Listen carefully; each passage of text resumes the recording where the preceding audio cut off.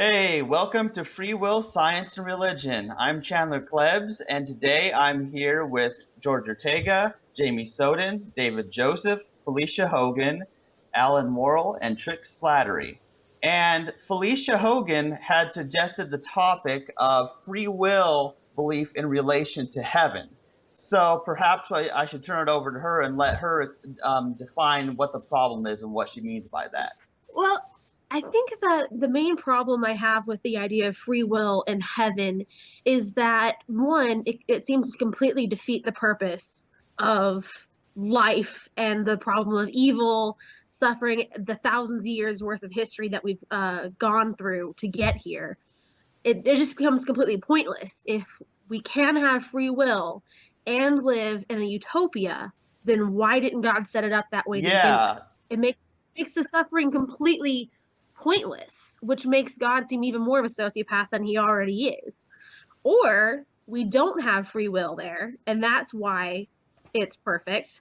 In which case, what's the point again of being here with free will and all the suffering going on if then he's just going to take the free will yeah, away? and considering that free, yeah, and There's considering no that free point. will is an incoherent concept that can't possibly exist in this or any possible universe anyway, it just shows that anyone who believes that hasn't thought it through very well. Yeah, Felicia, you bring up this is really the only important question ever. I mean, it's the question of like suffering. In other words, like if there was no suffering, I mean, like everything would be completely perfect and no problems for anyone, about anything. Now here's the thing. So like Augustine came up with this term free will to defend evil.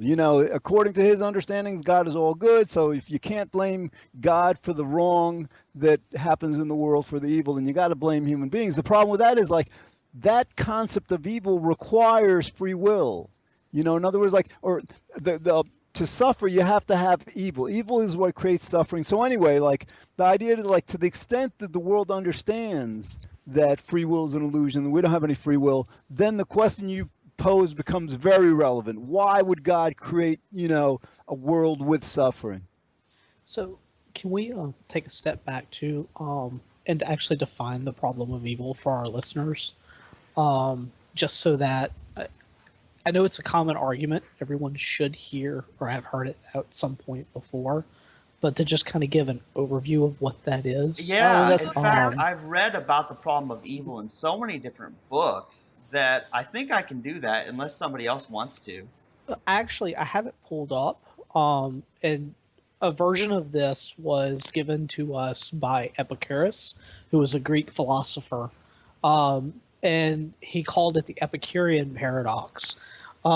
Essentially, it goes like, is God willing to prevent evil but not able? Then he is not omnipotent. Is he able but not willing? Then he is malevolent. Is he both able and willing? Then whence cometh evil? Is he neither able nor willing? Then why call him God? yeah, that And, makes and this, of course, we've spoken a little bit about Christianity prior to the show starting, but this really goes for any God who is considered to be all powerful, benevolent, and all knowing. So it doesn't matter if this is a Christian God or an Islamic God or Hindu. Hindu God, whatever. If he has or she has those three traits, and you're saying that that God with those three traits exists in this universe, and this problem Yes. applies. In fact, this problem of evil is such a popular topic and is the major cause for atheism. I've found of what I've heard and read because religious people insist that God has to be, omnipotent, all powerful, but also that God has to be omnibenevolent. Which, of course, I'm not sure where they got that because it just shows they haven't read their Bible. Yeah, and Right. Georgia Teg has pointed out the part in Isaiah about like that I make peace and create evil, I the Lord do all these things. So it's right in there that God is both good and evil. It's written in there. Wait, what? is that? How did I miss that? They did not Right. teach me this in my Christian I school. don't remember the exact chapter and verse, but I'm pretty sure it's in Isaiah. But yeah. I think, yeah, Isaiah Yeah. 49:7, I think. Yeah, so it that's says fun. right in there that God is both good and evil. So, first of all, we know that the omnibenevolence has to be dropped anyway. So basically, that solves the problem of evil by, well, God is evil and not all good. So that solves the problem. It's just that, well, God is mean sometimes, and you never know which, because and then it gets into, well, how do you He's a exactly? freaking sociopath. Which is really interesting to me when they talk about it. How much history have you all looked into as far as Christianity in Egypt? I saw Zeitgeist. I saw a lot of the stuff that's in the Yeah, Bible. They copied from previous civilizations.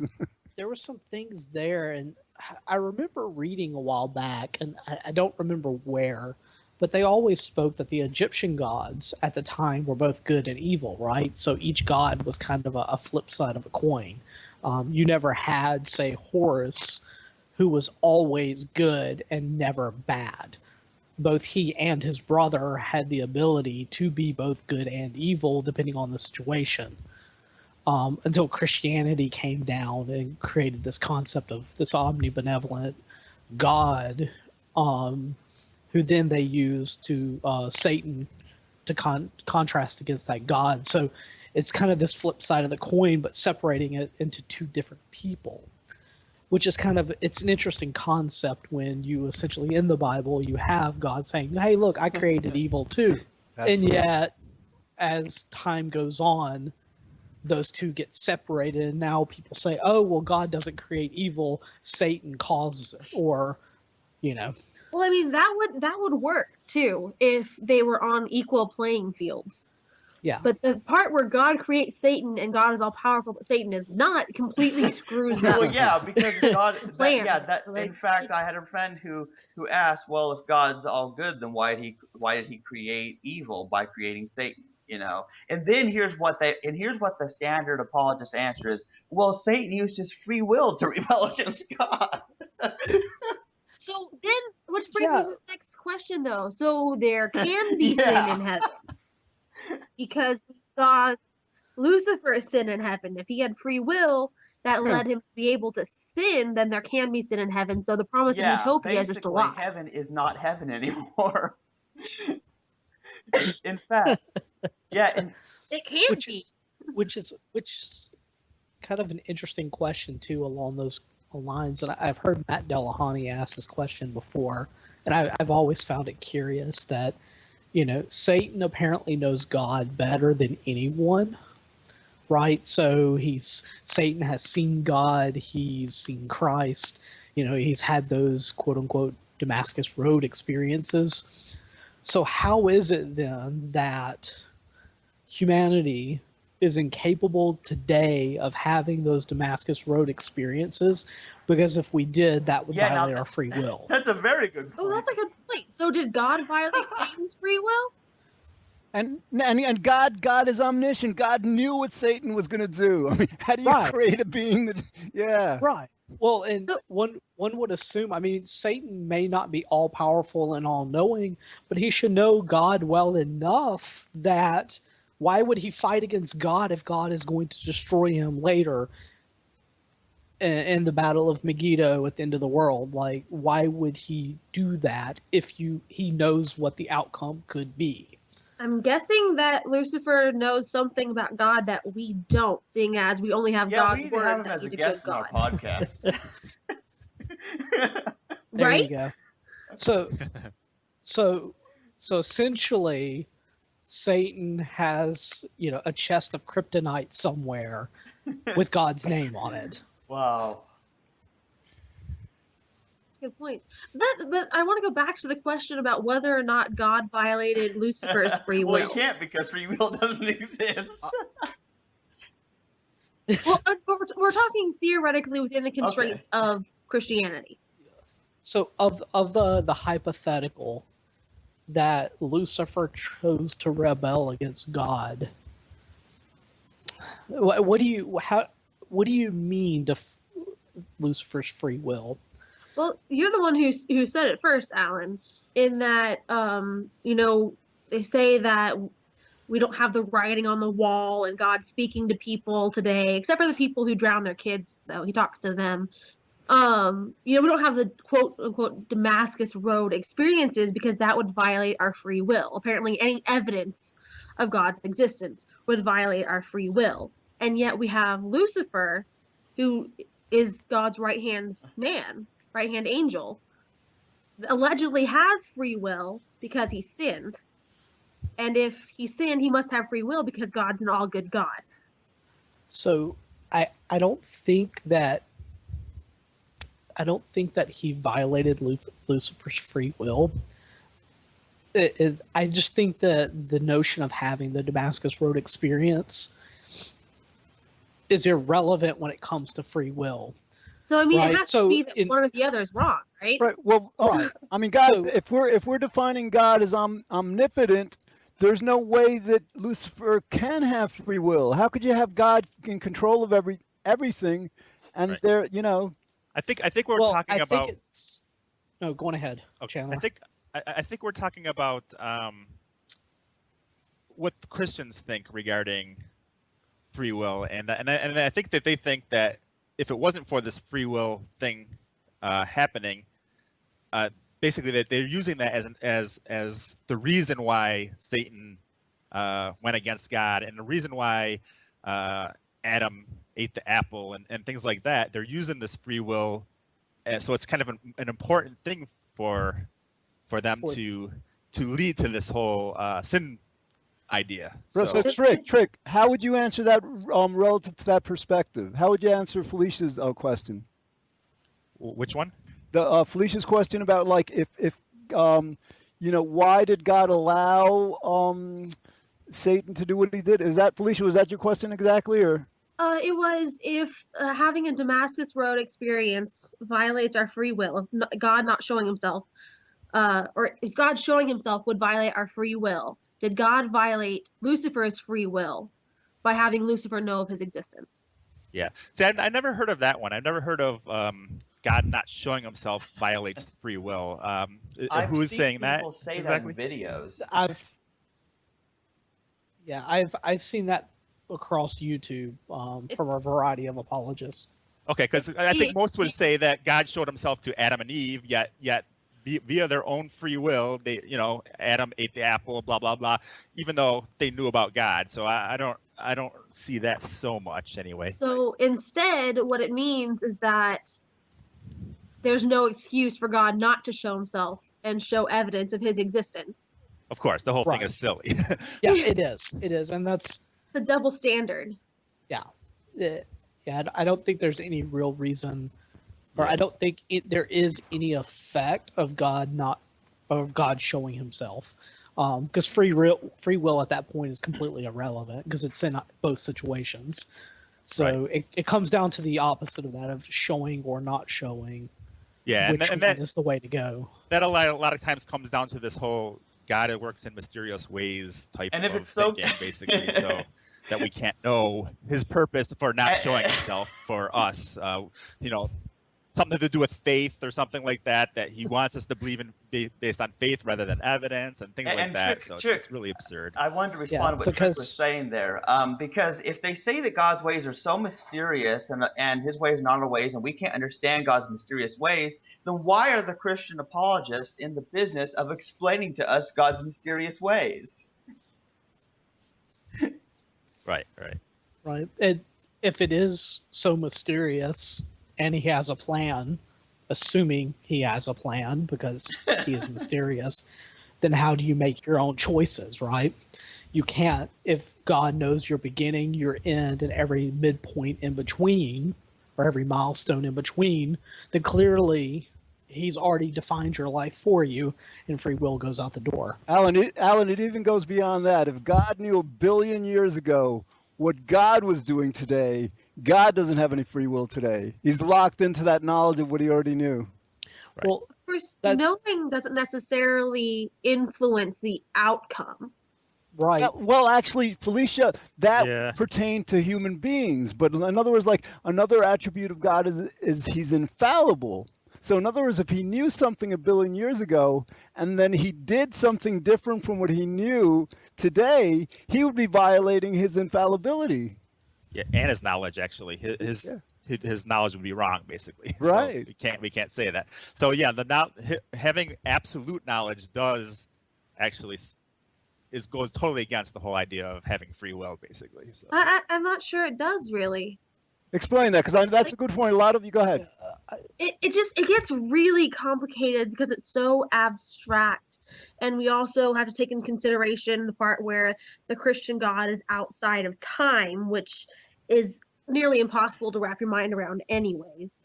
So it's really difficult to explain, but yeah, So the thing is, knowing that Alan is going to go eat pizza later this week does not cause Alan to go eat pizza later this week. it doesn't cause him, but if you know absolutely that he will eat pizza, Just because I know that's what he's he going does not to have the decide. free will. He does not have the free will to not eat pizza next week. Do you And again, understand? it's So not it just doesn't your matter knowing. that It's your knowing and being God. yeah, the question is though, if you know, but let's say there is a situation. I Trick, I think your microphone is going Yeah. haywire. Trick, go ahead. Go ahead. Hold on, Alan. Trick, you still there? All right, if somebody can message him, like can text him, I don't know. Let's see. we might have to. I Trick, you there? Linus? Oh, okay. Yeah, I'm still here. So I wasn't talking, It's weird. You're cutting out part of this time, Trick. but can you hear me? Hello? He's Yeah, dead, Jim. Trick, you're cutting. We can hear you, but you're cutting in and out. Thank you, Alan. I appreciate Oh, you. am I okay now? Can you hear me? No, I think the NSA is monitoring us. Hey, let's see. I had something I wanted to say about the whole pizza incident. Okay, now, yeah. Trick, Can can you come off the call and come back on if you can, Trick? okay. But yeah, because I wanted to respond to Felicia's example of how she foreknew that Alan was going to eat pizza a week from now or whatever. Okay, here's the deal. Now let's just suppose that she foreknows that Alan will eat pizza at a certain time and day, and this pizza is no ordinary pizza. This is the pizza of knowledge of good and evil. Okay, stay with me. Okay, it's the pizza of knowledge of good and evil. So to avoid the catastrophe that would ensue if Alan Worrell eats this evil pizza, well then because she knows he's going to do it, she stops him. She hides the pizza from him, or kidnaps Alan so he can't eat the pizza or something like that. So here's the deal: she violated her knowledge by changing what she foreknew. It just gets so crazy, no matter how you look at it. Unless Well, Except of course, you changed what I did based on what I knew. That doesn't change what I knew. That's the thing, is what you knew is what would have happened had you not stopped it from happening. of course, the most rational the most rational response to take that situation is not to stop that person from acting. It is to lock them in your basement for the rest of eternity and ensure that they were tortured for doing what you knew they would do. Naturally. Because a talking snake said, hey, you might want to do that. David, what's your take on Felicia's question? Well, to be honest, I'm going to confess to ignorance on this one. It's quite confusing. I do feel like a pizza. Well, David, if it's of any, if anything that's anyone is interested in, I actually had pizza for breakfast this morning. So just saying. Now, how did you know that? Which I'm wondering, Felicia, what have you been like spying on my computer or something? Because I have contacts in the NSA. Actually, no, I think it's just I was just projecting because I had pizza in my fridge and I ate that for lunch and for Right. dinner last night. See, there's a But no, I cause for think why pizza came up in this podcast. Yeah, I'm projecting. But I want but to talk. I want to go back. Felicia. Oh. Can I touch on Felicia's point for a minute? And Trick, then So- after him, you absolutely. So if you have two people, right?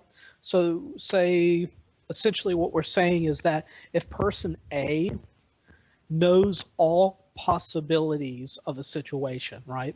Whether or not, say, I will eat pizza or steak tomorrow, Right. right?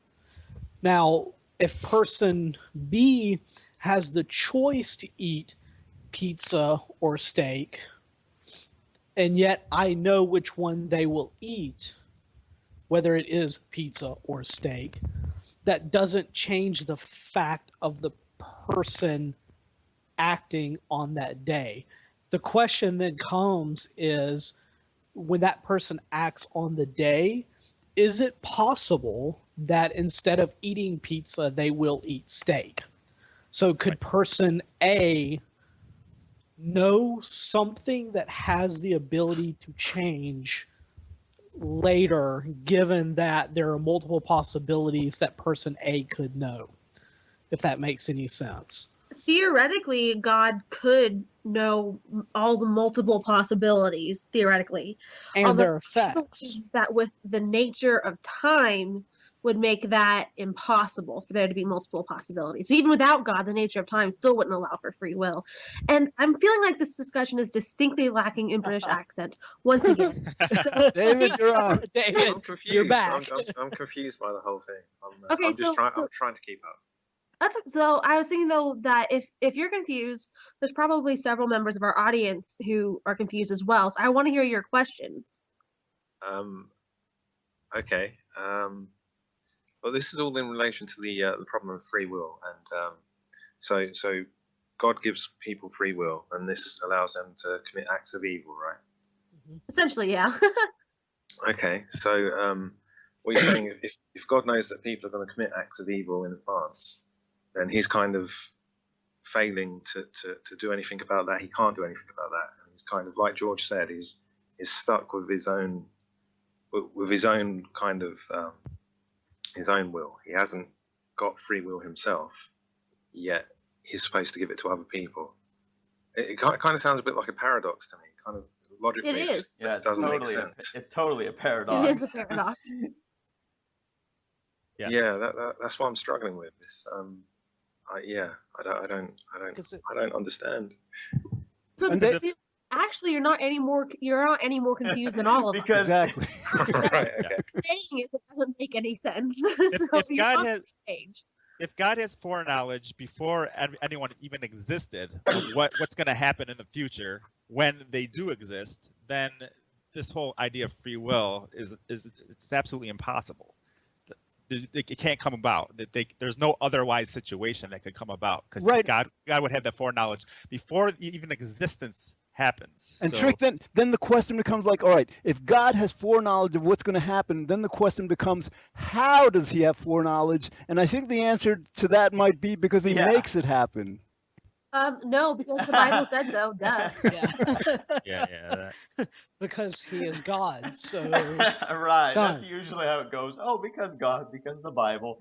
But yeah, like what Trick Slattery said is true. That if this God existed and had this foreknowledge of exactly what will happen at any given time in the future, knows what will happen, well, that cancels out this free will or choice right there. You don't need to even get into the causality, acausality, unconscious if you believe in that kind of God. But what's so mysterious is that there's so many multiple ways of refuting free will that we'll never run out of ways. Yeah, but That's true. Chandler, what's interesting is like, yeah, we like to deal with like the physics and the logic and the neurochemistry and stuff, but we're dealing with like half of Americans believe in the creation story as opposed to evolution and like, Oh. you know. Honey, I don't think it's Oh only half. yeah, Oh yeah, no, I hear you. I hear you. it's closer to 80% at least. it's No, I think it's 85 are Christians.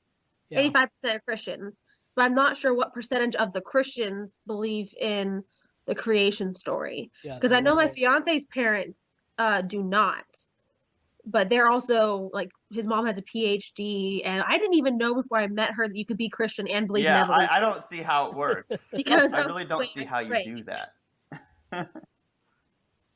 By not looking at the Right. Bible, basically. So- If Well, if well, the whole if God, it must have been revealed through the Holy Compartmentalize. Spirit or something like that. That's what they say sometimes.